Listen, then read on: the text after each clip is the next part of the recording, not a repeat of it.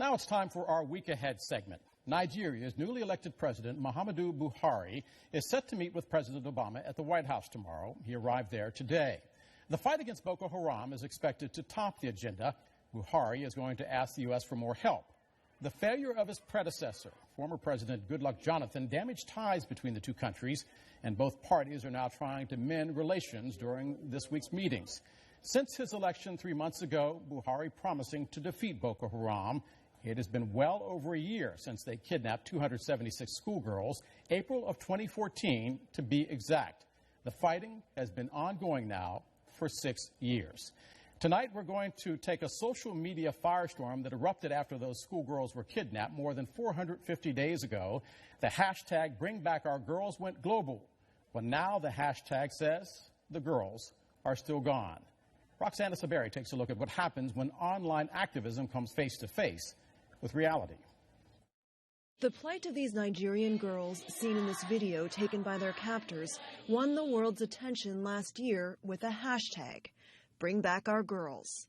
Celebrities and politicians endorsed this social media campaign, and it gave people a way to unite around an emotional cause. From Europe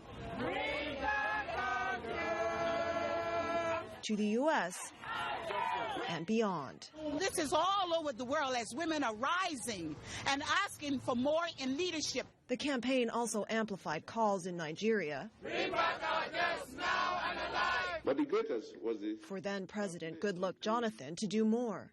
It was nearly 3 weeks after the kidnappings that he first spoke about the crime. We are totally committed to ensuring that these girls are found wherever they are and make sure that they join their families. Since then, some of the girls have escaped, but most are still missing, raising questions not only about the Nigerian government's abilities, but also about the power of digital activism. The problem with the hashtag is that you think, oh, as long as it goes viral and as long as the world starts talking about it, that will solve whatever problem the hashtag is promoting. The problem is it doesn't necessarily do that. One reason is that many competing causes clamor for attention.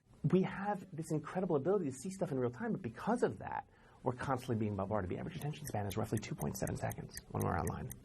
We look at something for 2.7 seconds and something else grabs our attention. Social media campaigns calling for a specific action tend to produce more tangible change. When there are major tsunamis or earthquakes, the Red Cross immediately trends constantly. But what they do is they're very smart. They say, hey, text help to a certain number and $10 will be added to your cell phone bill. And people do that because they feel like they're actually making a difference. There wasn't a specific call to action. Okay, if I'm sitting in my apartment in New York City and I see the hashtag #BringBackOurGirls and I tweet it, I'm not doing anything other than tweeting it. The mass kidnapping of the girls from this school in the Nigerian town of Chibok isn't the first event to win online attention, only to see it fade away. He makes them mutilate people's faces. The documentary Kony 2012 intensified calls for Ugandan warlord Joseph Kony, who kidnapped thousands of children, to be brought to justice. It has more than 100 million views on YouTube. The U.S. and the African Union have sent troops to search for Kony, but he remains free. Still, some online activists say this kind of campaign can create followers who are active in the virtual world and the real world. And they point out the Bring Back Our Girls movement helped put the spotlight on deteriorating security in Nigeria, a concern of many Nigerians who voted this year to make Muhammadu Buhari the new president. This month he met with campaigners who say even as the world moves on, they will not. We shall continue our advocacy. We shall continue demanding for accountability as we watch the current administration take charge and take lead in rescuing the girls and ending the insurgency. Roxana Saberi, Al Jazeera. Yvonne Idahosa is a Bring Back Our Girls organizer. She's also the executive director of Pathfinders Justice Initiative. And Kate Brodock is the former president of Girls in Tech. She joins us live from Syracuse, New York. Ms. Idahosa, I will bring you with you. It has now been 15 months since the girls, that hashtag, the girls were gone, Bring Back Our Girls. The girls are still gone.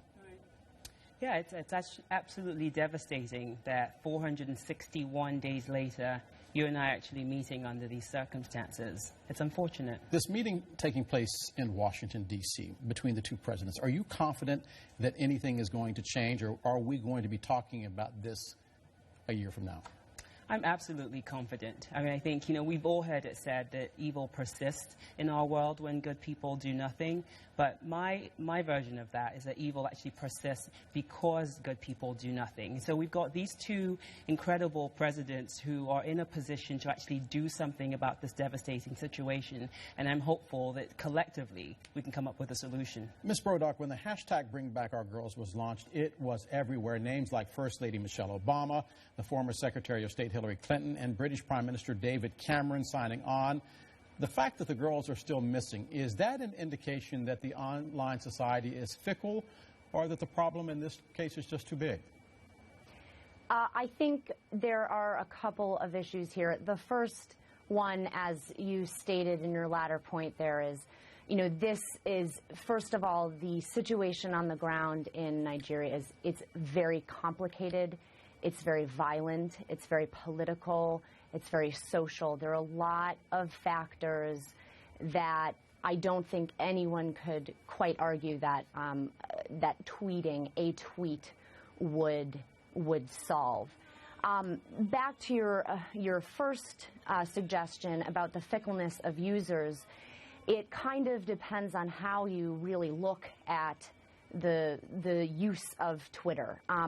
In terms of raising awareness, it has done, I think, a very large and positive move forward for the situation. Media is covering it significantly more. But that difference between awareness and action is where there seems to have been a fairly large gap. I think there are some smaller efforts that have been continued. Some would argue they've slowly found themselves into a more lonely situation. But action is where I think there's a gap. In fact, as I was preparing this segment, I couldn't help but remember Kony 2012. Millions going online. They were upset about the African warlord, Kony, that used children as slaves. The White House pledged support. That was 2012. Ms. Brodock, it is now 2015. Yes, and, that comes back to my background as a marketer. I always say, you really have to have kind of a marketing plan behind these things. And the raising awareness portion, if there isn't effective mobilization, if there isn't an effective call to action, and some way to create the change about this problem that's coming to light, that's really where you're going to get a lot of these failures. Ms. Idahosa, are you confident that at least as far as the optics are concerned, they are improving in Nigeria? The new president meeting with some parents of the missing girls, and yet I hear you saying you're optimistic. I think back to the fact that a year ago there was optimism as well, and now a year later there is pessimism because there have been these meetings, there was that social media campaign, the president said we're going to do something, and yet the girls are still missing. Yeah, well, I think this is a little bit of a different situation because I think what we had with our outgoing president was ultimately what at least appeared to be a lack of political will, a lack of prioritization, and essentially a failure to really put in the resources that were necessary. And I think in one interview he actually admitted that he underestimated Boko Haram.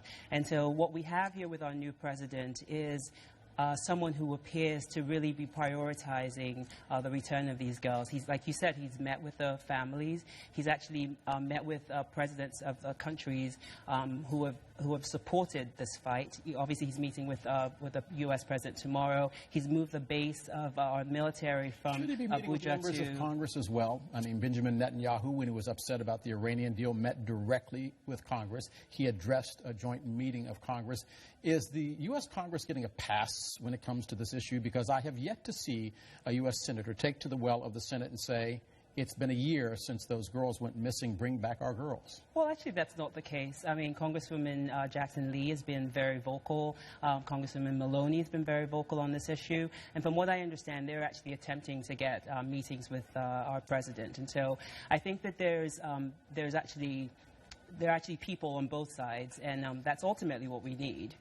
Ms. Broderick, when I taught on the college level, I used to joke with my students that I reached out to them on MySpace, on my MySpace page.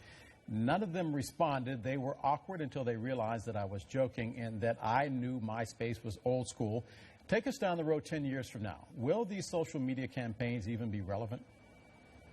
Well, I think it's going to, I think certainly communication online, communication in social spaces is going to remain for at least the foreseeable long term, let's put it that way, in digital terms.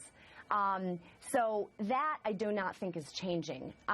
There have been a lot of trends that have been happening based on consumer user behavior, such things as, you know, now there's this retraction from open public communication to a lot of people wanting that private one-to-one or not saved communication back.